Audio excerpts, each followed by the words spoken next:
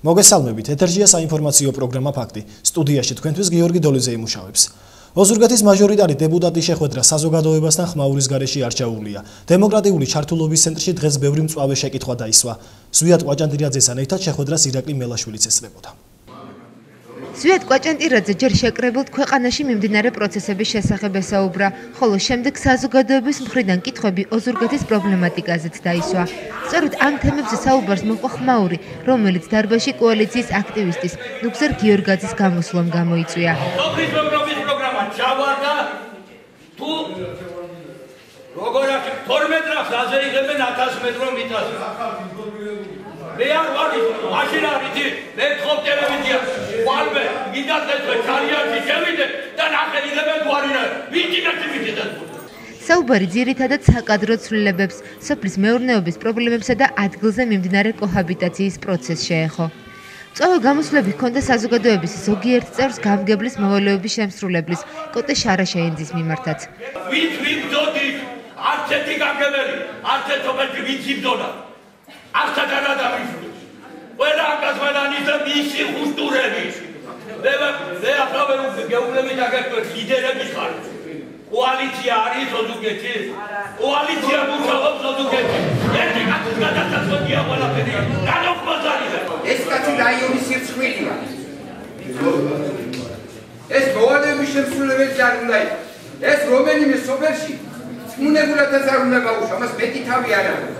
ეს ვერ აცნობიერებს, რას ნიშნავს წარმოების გაჩერება 1 საათიდან. დღევანდელი ჩვენი საწუხარით ძირითადად ის არის 4 დღე ელექტროენერგია გვაქვს გამორთული. კონსტანტინე შარაშეინძე ფლობს ამ ინფორმაციას, რომ დენი გამორთული გვაქვს 4 დღის განმავლობაში, რა თქმა უნდა ხელი გვეშლება, გვაქვს ჩვენ სახელშეკრულება ურთიერთობა უკრაინასთან, სადაც ჩვენი პროდუქცია წარმატებით იყიდება, ამდენად ჩვენს უკან მდგარი მეჩაიეები, ფაბრიკის თანამშრომლები არის უმუშევარი, გაჩერებული ვარ, პროდუქცია გვიფუჭდება, ნედლეული გვიფუჭდება, მივდივართ ზარალში და ამის შესახებ 4 დღის განმავლობაში ოზურგეთის გამგებელი არაფერს არ ამბობს. მიზანი არის ერთადერთი, რაც შეიძლება ახლა კონტაქტი მქონდეს ხალხთან და ეს არის ერთ-ერთი გზა და საშუალება, რომ ადამიანების აზრი მოისმინო იმ მოვლენებთან დაკავშირებით, რომელიც კონკრეტულად ოზურგეთში ხდება. და შესაბამისი დასკვნები გამოიტანო და შენი ერთ-ერთი მოვალეობა როგორც დეპუტატის შეასრულა ამ ხალხის აზრი მიიტანო აღმასრულებელ და საკანონმდებლო ორგანოებთან. პრობლემები ძალიან ბევრია. ყველას კარგად გვესმის და ძალიან მნიშვნელოვანია რომ მოხდეს საზოგადოების ჩართვა ამ პრობლემების გადაწყვეტაში, იმიტომ რომ იმ გზამ რომელთაც ვიარეთ რომ თბილისში არსებობდნენ ჭკვიანი ხალხი, რომელმაც ყველაფერი იციან, როგორ უნდა გადაწყვეტონ და ადგილებზე არავის არაფერს არ ეკითხებოდნენ, მივიყვანა სწორედ ამ პრობლემების არსებობამდე. როგორც კვაჭანტირაძემ აღნიშნა, მაჟორიტარისა და საზოგადოების შეხვედრა აუცილებელია და ამიტომაც შესაძლებლობების ფარგლებში მსგავსი შეხვედრები ხშირად მოეწყობა. ოზურგეთში არაპოლიტიკური ორგანიზაცია სანთელი ჩამოყალიბდა, რომლის მთავარი მიზანი ზნეობრივი ფასეულობების პოპულარიზაციაა. საზოგადოება სანთელი, ასე ქვია ორგანიზაციას, რომელიც ოზურგეთში სულ 1 დღეარაც დაფუძნდა. იდენტური ზნეობრივი ფასეულობების მატარებელ 10-ობით ადამიანს ჯერ იდეა დაებადა. იდეას მალე ფრთები შეესხა და საზოგადოებად ჩამოყალიბდა. ორგანიზაცია როგორც დამფუძნებლებმა განაცხადეს, პოლიტიკური მისწრაფებებისგან თავისუფალია და ის მხოლოდ ზნეობრივ პრინციპებს აღიარებს და ახალგაზრდებში მის პოპულარიზაციას მოახდენს. დღევანდელი დღე იყო ზუსტად ამ ასე ვთქვათ, 3 თვის მუშაობის შედეგი. პირველ რიგში შევეცადეთ, რომ ყურადღება გამოვახველებინა ზნეობრივ მაგალითებზე და არა გმირებზე ხასოსვა, იმიტომ რომ არის ჩვენს გარშემო უამრავი ადამიანი, რომლის საქმიანობას დასაფასებელია და შეიძლება ეს მაგალითები მომავალთაობას გამოადგეს იმისთვის, რომ სწორად წარმართოს თავიანთი ცხოვრება. ორგანიზაცია სანთელი არაერთი ღონისძიებების ჩატარებას გეგმავს, რომელიც სხვადასხვა აქტივობებით გამოვლინდება. ერთ-ერთი პირველთაგანი კონკურსი ჩვენი დროის ზნეობრივი მაგალითია. კონკურსში გამარჯვებული თემები გუშინ საზოგადოებას საჯაროდ გააცნეს. წარმატებულ მოსწავლეებსა და მათ პედაგოგებს კი საჩუქრები გადასცეს. ბედნიერი ვიყავი, წარმომეჩინა საზოგადოების წინაშე იმ ბავშვების გულიდან ამოსული სითბო, რაც მოიძიეს ძალიან მორიდებულად, ძალიან თბილად თუ დააკვირდით, როგორი მიფერება იყო თითეული ადამიანისადმი. ეს იმედს მაძლევს, რომ ჩვენს აღსაზრდელებს უდაოდ გულში ყავთ ისეთი მაგალითები ყავთ ადამიანები, ვისაც ბაძავენ, შეუძლიათ გაარჩიონ ცუდი და კარგი, რაც იმედს მაძლევს, რომ ჩვენი ერი არ გადაშენდება. ღონისძიების ბოლოს კონცერტი გაიმართა, რომელშიც მონაწილეობა სხვადასხვა ადგილობრივმა შემოქმედებითმა ჯგუფებმა მიიღეს.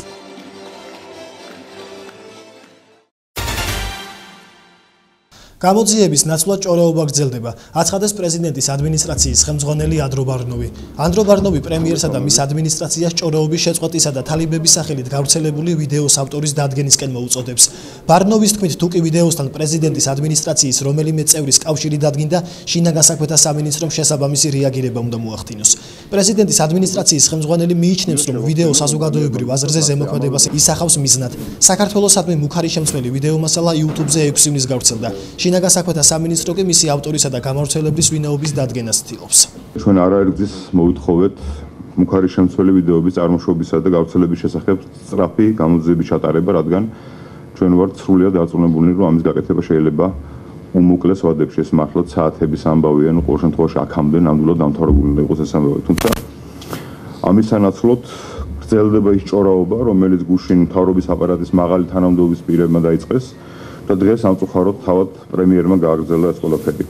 გუშინ ჩვენ საუბრობდით ყანდიაშვილის შესახებ და მის მიერ გავრცელებულ ჭორებზე, სადაც მან ამ კლიპების დამზადების შესახებ ხელი დაადო ადმინისტრაციის თანამშრომლებს.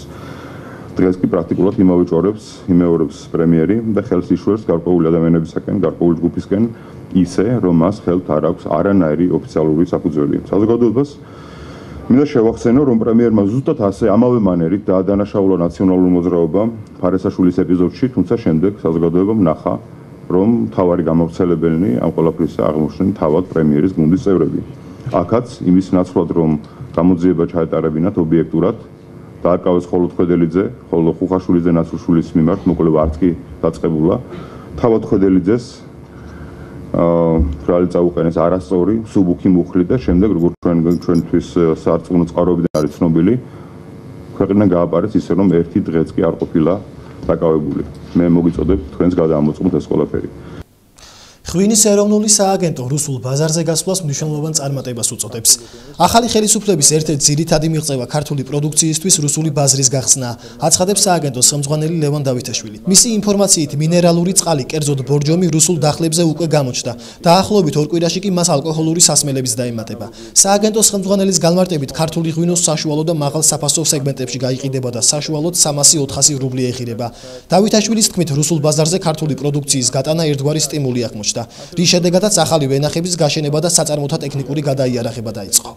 განცხადებული რამდენიმე დანაპირებიდან შესრულდა და ჩვენ შეგვიძლია ეს რეალურად ვიგრძნოთ, გაიხსნა რუსეთის ბაზარი, რომელიც იცით რომ პოტენციურად ძალიან საინტერესოა ქართული პროდუქციისთვის.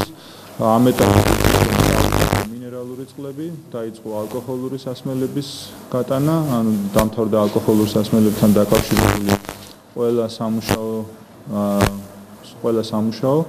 და ამის შემდეგ დარჩა დღის წესრიგში ხილი და ბოსტნეული, ანუ ცოცხალი ხილი და ბოსტნეული გადაუმუშავებელი პროდუქცია, რომელიც დროის ამბავია. დარწმუნებული ვარ, ჩემი კოლეგა უწყება სურსათის ეროვნული სააგენტო ამასაც წარმატებით ჩამთავრებს. ჩვენი მხრიდან ეს ჩვენი სამუშაო პროცესი მე ვფიქრობ, რომ წარმატებით დასრულდა. წმინდა ნინოს სახელობის სასულიერო გიმნაზიაში დღეს მე-6 კლასელებმა რუსულენოვანი ღონისძიება ყვავილების მეჯლისს მიუძღვნეს. წმინდა ნინოს სახელობის გიმნაზია საზოგადოებას არაერთი ლამაზი ღონისძიებით ანებივრებს. მე-6 კლასელებმა დღესაც საინტერესო, თუმცა უჩვეულო ღონისძიება შესთავაზეს მაყურებლებს. გიმნაზიელების სტუმრების წინაშე არა მშობლიურ, არამედ რუსულ ენაზე ამეტყველდნენ და ყვავილების მეჯლისი წარმოადგინეს. ლამაზ მელოდიას ლექსი მოჰყვა, ლექს სიმღერა, ვარდი, გვირილა, იასამანი, შროშანი, ია, ერთმანეთში ირეოდა და ნამდვილ გაზაფხულის სურათს ქმნიდა. თავიდან არ გვეგონა თუ გამოვიდოდა, იმიტომ რომ რთული გვეგონა ტექსტების სწავლაც ცოტა აი იმდენად არ გამჭირებია, რადგან ქართულადაც ვიცოდით, ანუ შინაარსი ყველა სიტყვის, მაგრამ მაინც ახლა სხვა ენაზე რო იყო, პირველად გავაკეთეთ ასეთი ღონისძიება. დაწყების წინაც ცოტა ნერვიულობდით, მაგრამ როცა დაიწყო და უკვე კარგად წავიდა ყველაფერი, შემდეგ მოგვეხსნა ყველანაირი. რაც ჩვენ ჩაფიქრებული გქონდა, იყო ის, რომ ბავშვები უფრო მეტად მიახლოებოდნენ მეზობელი ქვეყნის კულტურას. უფრო მეტი ცოდნოდათ იმ ენაში, რომელსაც მე ვასწავლი. ყვავილების დღესასწაულთან ერთად იყო ტრადიციების დღესასწაული, ცეკვის, სიმღერის, ფოლკლორის დღესასწაული და ჩვენ მივესალმებით ყველა ამ ღონისძიებას. გიმნაზიელები სულ ცოტა ხნით დაგვემშვიდობდნენ და საგზად ლამაზი სიმღერა გამოგვატანეს.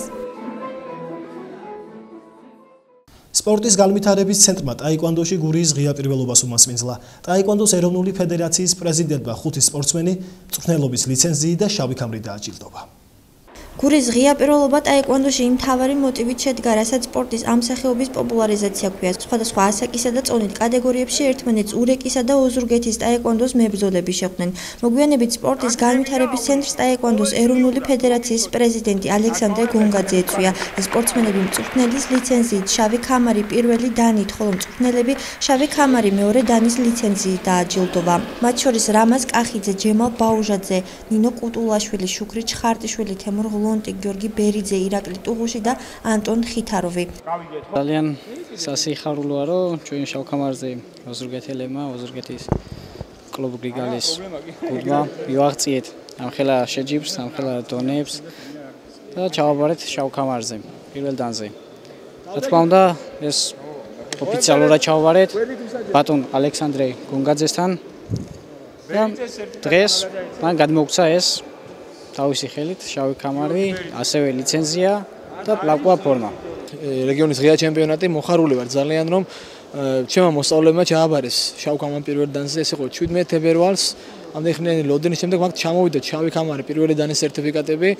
სამმა მათგანმა მიიღო ოფიციალური ლიცენზია, შეუძლიათ გახსნა ტაიკვანდო ჯგუფი ავარჯიშონ. ეს ჩვენ წინ გვაქვს სოფლიო ჩემპიონატი ოქტომბერში, რომელიცაც ვფიქრობთ გამგზავრებას და ჩვენ თქვათ ჩვენი საკუთარი სიტყვა და დაჯილდოების შედეგად აღნიშნულ სპორტში ახალი სპეციალისტები შეემატნენ. ახლა ჩვენს ეთერში ამინდის პროგნოზის დროა, რომელსაც ნათია მუქერია გაგაცნობდა.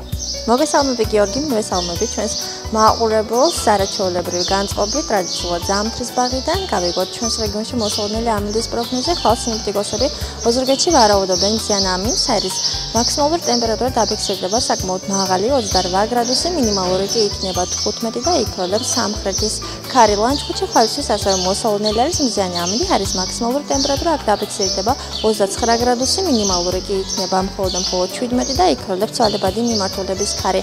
ჩოხატაურში ასევე ოზურგეთის და ლანჩხუთის მსგავსად ხვალისთვის მოსალოდნელი არის მზიანი და თბილი ამინდი. დღე-ღამის განმავლობაში არის მინიმალური და მაქსიმალური ტემპერატურა კი დაფიქსირდება 16-31 გრადუსი და იქროლებს სამხრეთის მიმართულების ქარი. მედრებით გემშვიდობებით გმადლობთ ყურადღებისთვის. ამინდის პროგნოზი ნათია მუქერიამ გაგვაცნო. დღევანდელი საინფორმაციო გამოშვება დასრულებულია. მე კეთილი სურვილებით ხვალამდე გეშვიდობებით. კარგად ბრძანდებოდეთ.